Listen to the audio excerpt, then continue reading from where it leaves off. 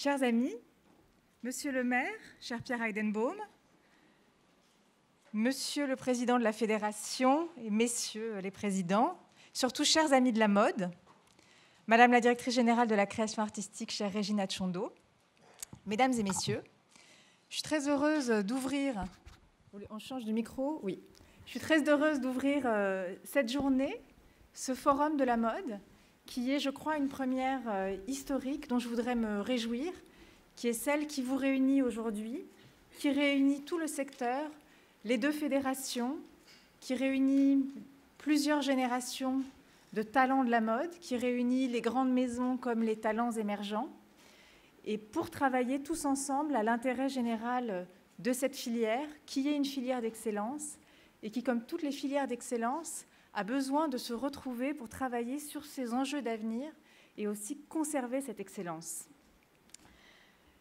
Avant d'être une filière économique, la mode est un acte de création et à ce titre soutenu par le ministère de la Culture, un acte de création à très haute valeur ajoutée, avec une créativité qui est le meilleur gage de succès et de pérennité dans un univers que vous savez mieux que moi être très concurrentiel. Un secteur qui mène aussi un dialogue fécond avec les autres arts, on en parlait, avec l'architecture, avec l'art contemporain, avec le cinéma, avec bien d'autres arts encore, et cela nourrit aussi sa créativité. La mode unit dans la réflexion à la fois le regard des auteurs, des créateurs, mais aussi le geste et la matière. Elle s'appuie sur la diversité des talents, des métiers et des savoir-faire dans cette recherche de l'excellence. Elle requiert aussi, et ce sera un des enjeux d'aujourd'hui, une expertise économique et financière qui soit adaptée à ces spécificités. Je voudrais tous vous remercier pour la contribution de la mode au rayonnement de notre pays dans le monde entier, nos créateurs, nos grandes maisons, nos petites maisons, nos talents du monde entier aussi qui ont choisi la France et dont la France est si fière. Et alors que la concurrence est si forte et sera demain encore plus forte, Paris reste la capitale mondiale de la mode. Il faut s'en réjouir et ne pas compter nos efforts comme nous le faisons aujourd'hui pour qu'elle le demeure. La mode est aussi un élément à part entière de notre patrimoine. Elle a une longue et belle histoire dont nous avons la chance qu'elle soit née en France. Et comme l'écrit Loïc Prigent dans son hilarant recueil, l'inspiration, en gros, c'est les 600 dernières années. Sur ce sujet, j'ai lancé une mission qui a été confiée à Olivier Saillard, dont je recevrai le rapport en janvier et qui nous permettra là aussi d'avoir une réflexion collective sur les enjeux du patrimoine de la mode. Faut-il rappeler aussi la contribution majeure de la filière à l'économie et à l'emploi, avec près d'1 million d'emplois, 150 milliards d'euros de chiffre d'affaires et 2,7% du PIB de la création de richesse nationale. La mode est aussi un secteur particulièrement innovant dans les techniques, dans les matières, dans les procédés de fabrication, mais aussi de distribution, avec une capacité d'innovation qui l'a fait progresser, mais aussi qui diffuse au reste de l'économie et plus généralement au reste de la société, tant la mode est en prise directe justement par son exposition et par sa visibilité avec la société. Je me réjouis d'ailleurs que parmi les intervenants de ce jour, il y ait aussi une nouvelle génération de talents. Entre art, artisanat, industrie, la mode est aussi le sujet du secrétariat d'État confié à Christophe Sirugue, qui interviendra en clôture de cette journée, donc au titre de l'industrie.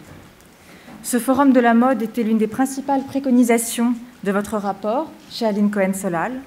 Vous aviez identifié la nécessité d'un temps fort pour rassembler les acteurs et retisser la filière. C'est ce que nous vous proposons aujourd'hui et je souhaite que ce soit un rendez-vous régulier. Je dois dire aussi l'enthousiasme qui a été le vôtre, de vos réactions quand l'annonce de ce forum a été organisée et le nombre d'inscriptions qui a été demandé était tout à fait record et je m'excuse pour ceux qui sont d'ailleurs placés dans l'escalier ou ceux qui attendent encore. Cela montre qu'il y a un besoin d'avoir ce moment d'échange collectif. Vous évoquerez les arts de la mode, les nouveaux modèles économiques, les nouveaux modes de production, mais aussi la nouvelle scène créative et le sujet brûlant de l'accompagnement et du financement des marques quand il faut marier le talent créatif mais fragile du créateur à la gestion d'entreprise. On connaît sur ce dernier point bien des fragilités, mais aussi d'éclatantes réussites. Je veux remercier la Fédération française de la couture, du prêt-à-porter, des couturiers et des créateurs de mode et la Fédération du prêt-à-porter féminin qui ont été ensemble, et c'est remarquable, les chevilles ouvrières de l'organisation de ce premier rendez-vous. Je veux remercier aussi le Défi pour son soutien. Et je veux aussi remercier les équipes de la Direction générale de la création artistique au ministère de la Culture pour leur investissement sur le sujet de la mode aujourd'hui, mais surtout demain, pour construire avec vous. Je voudrais vous remercier tous pour ces efforts. Ce forum doit permettre d'embrasser largement et collectivement les enjeux auxquels la filière est confrontée. Albert Elbaz, à qui j'ai eu le plaisir de remettre les insignes d'officier de la Légion d'honneur récemment, nous disait que la mode doit conjuguer une technique et une histoire. On peut y ajouter la formation, l'économie, l'écosystème. Nous devons veiller particulièrement, et c'est là que le ministère de la Culture porte ses efforts, aux jeunes talents, à leur professionnalisation et à leur insertion de façon générale dans cette filière. Sur ce sujet, je voudrais mentionner le formidable travail de repérage que mène la Villa Noailles à Hyères, dont nous avons accueilli d'ailleurs modèles et prototypes au printemps dernier dans les salons du ministère de la Culture.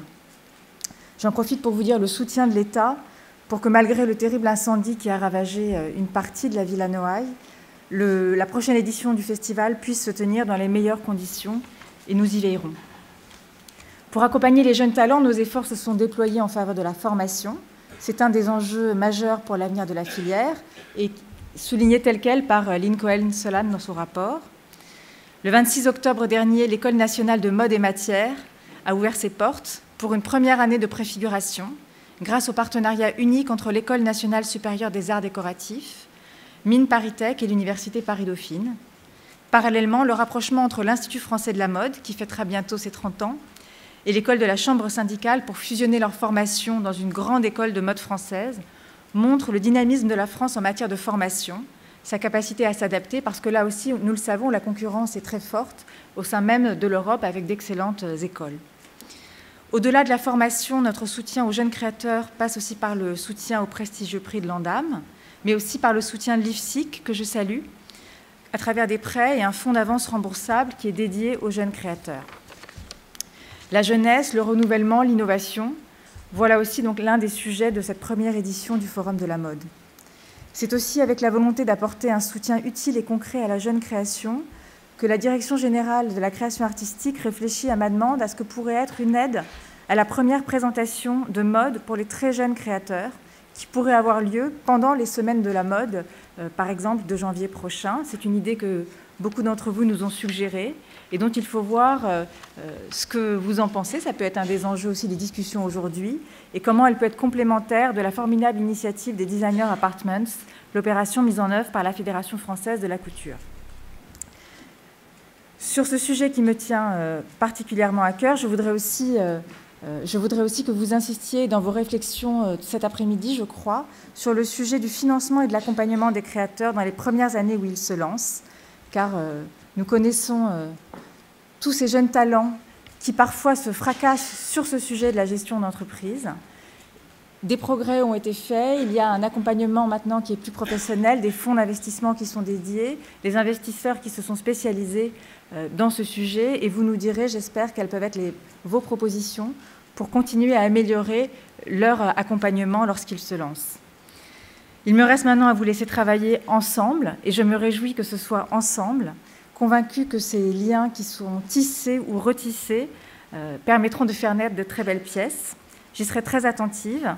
Je sais l'importance de la mode dans ses multiples dimensions, pour la France, pour son rayonnement, et je sais aussi que pour garder cette avance, pour garder cette excellence, il nous faut travailler en filière, parce qu'il y a toujours un intérêt général de la filière qui permet de retrouver l'intérêt des différentes composantes et qui apportera, je l'espère, un chemin d'excellence partagé pour tous. Donc je vous souhaite un très bon forum, un bon rendez-vous collectif et j'espère que ce sera le premier d'une longue série. Merci à vous.